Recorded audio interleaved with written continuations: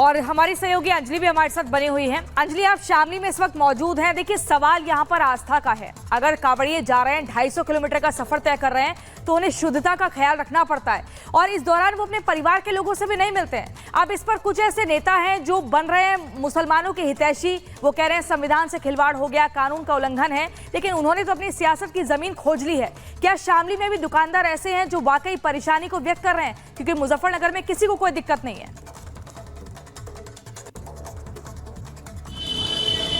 बिल्कुल, लेकिन इस आदेश में प्रियंका ये भी देखने वाली बात है कि किसी धर्म जाति का यहाँ पर नाम नहीं लिया गया है। बस सभी दुकानदारों से कहा गया है कि जो मार्ग कांवड़ यात्रियों के रास्ते में पड़ता है, जो भी दुकानें पड़ती हैं, वहाँ पर उनको नाम लिखना ही होगा। और ये मुजफ्फरनगर हाईवे से सीधा यहीं पर कांवड़ यात्री आते हैं, आपको बताते चलो। और पीछे दिखाइएगा हनुमान मंदिर है, यहीं पर ही उनके विश्राम करने की व्यवस्था की जाती है।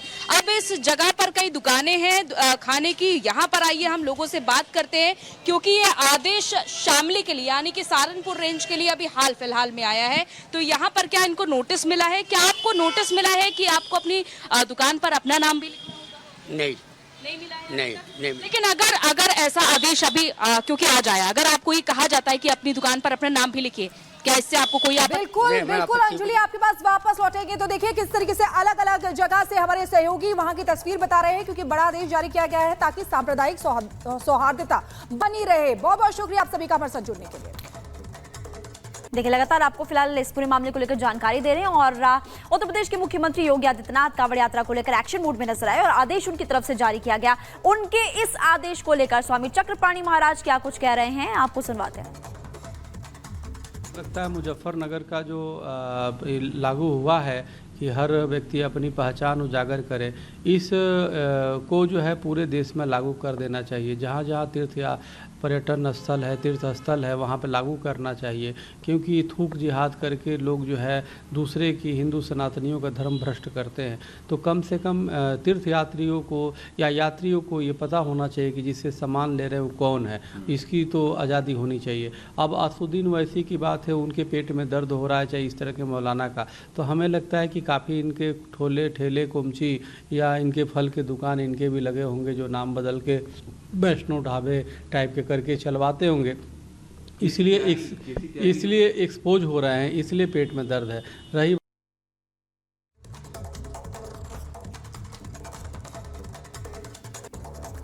और इसी बीच अब आपको दूसरे पक्ष का भी प्रतिक्रिया सुनवा देते हैं। ऑल इंडिया मुस्लिम के जो राष्ट्रीय अध्यक्ष हैं मौलाना रिजवी ने क्या कुछ इस पूरे मामले पर कहा है, जो एडवाइजरी जारी हुए इस पर किस तरीके से अपनी प्रतिक्रिया व्यक्त कर रहे हैं, वो आप सुन लीजिए।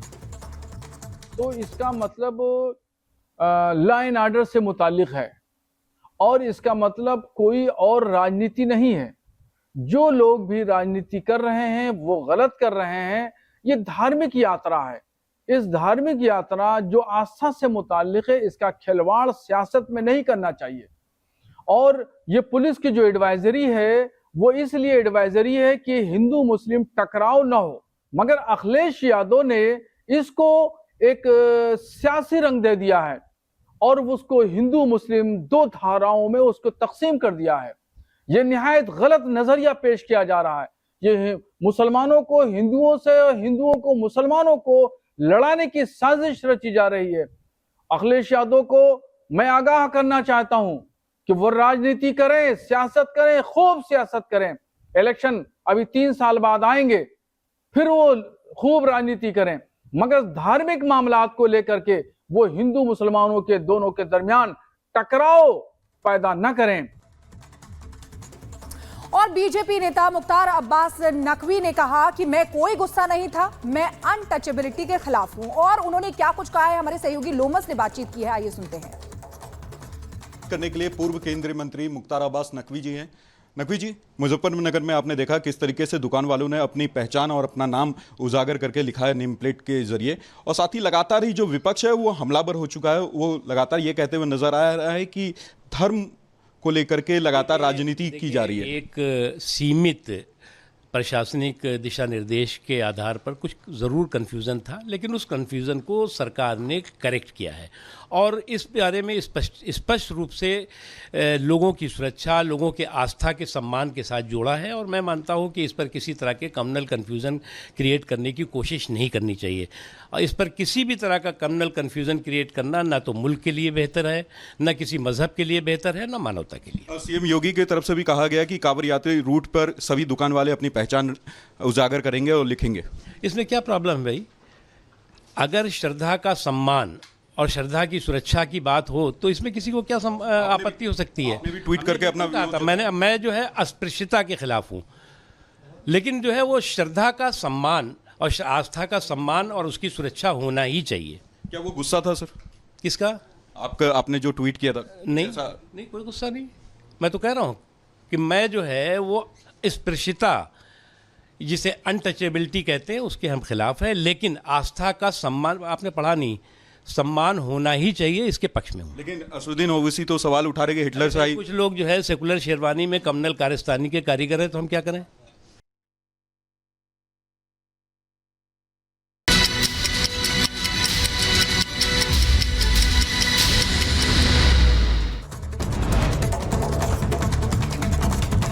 कांवड़ यात्रियों के लिए सीएम योगी का बड़ा फैसला। कांवड़ रूट की हर दुकान पर लगाना होगा नेम प्लेट, लिखना होगा मालिक का नाम और पहचान। हलाल सर्टिफिकेशन वाले प्रोडक्ट बेचने वालों पर भी होगी कार्रवाई। उत्तर प्रदेश के गोंडा में चंडीगढ़ डिब्रूगढ़ एक्सप्रेस के डिब्बे पटरी से उतरे हादसे में 3 से ज्यादा लोगों की मौत, कई लोग घायल हो गए। ट्रेन हादसे के बाद राहत और बचाव में जुटी एनडीआरएफ और एसडीआरएफ की टीम। ड्रोन तस्वीरें आई सामने। चंडीगढ़ से डिब्रूगढ़ जाने के दौरान हादसे का शिकार हुई थी ट्रेन। उत्तराखंड के रुड़की में रफ्तार का कहर देखने को मिला। 2 गाड़ियों में जोरदार टक्कर, ट्रक की चपेट में आने से एक कावड़िए की मौत और घटना कैमरे में कैद हो गई। देहरादून पुलिस और एसडीआरएफ फिर बनी मददगार। रायवाला में गंगा नदी का जलस्तर बढ़ने से टापू पर फंसे व्यक्ति का किया रेस्क्यू। उत्तराखंड में ऋषिकेश बद्रीनाथ हाईवे पर हादसा, रुद्रप्रयाग में निर्माणाधीन सिग्नेचर ब्रिज टूटा। जिला प्रशासन ने आदेश दिए जांच के। तमिलनाडु के नीलगिरी में भारी बारिश के कारण हुआ लैंडस्लाइड, कई जगहों पर पेड़ भी उखड़ गए। रास्ते को साफ करने में जुटा प्रशासन। मुंबई के एक जिम में आपसी विवाद को लेकर एक शख्स ने दूसरे शख्स पर जानलेवा हमला किया। हमले का फुटेज भी सामने आ चुका है। इस पूरे मामले को लेकर जांच की जा रही है। यूपी के सीतापुर में सड़क किनारे खड़ी बाइक बनी आग का गोला, अज्ञात कारणों के चलते बाइक में लगी आग। यूपी के सीतापुर में मोबाइल की दुकान में लगी आग, शॉर्ट सर्किट बताई जा रही वजह और काबू पाने की कोशिश में टीम जुटी, लाखों का नुकसान हो गया। नीट पेपर लीक मामले में सीबीआई का बड़ा एक्शन। रांची से मेडिकल छात्रा को हिरासत में लेकर सीबीआई पूछताछ कर रही है। सीबीआई को पटना से मिली थी सुरभि कुमारी की जानकारी। आरोपी छात्रा सुरभि ने सॉल्वर गैंग से जुड़े होने की भी बात कबूली। मॉनसून सत्र में मोदी सरकार लाने जा रही है 6 नए विधेयक। आपदा प्रबंधन कानून संशोधन विधेयक सहित 6 नए बिल पेश किए जाएंगे।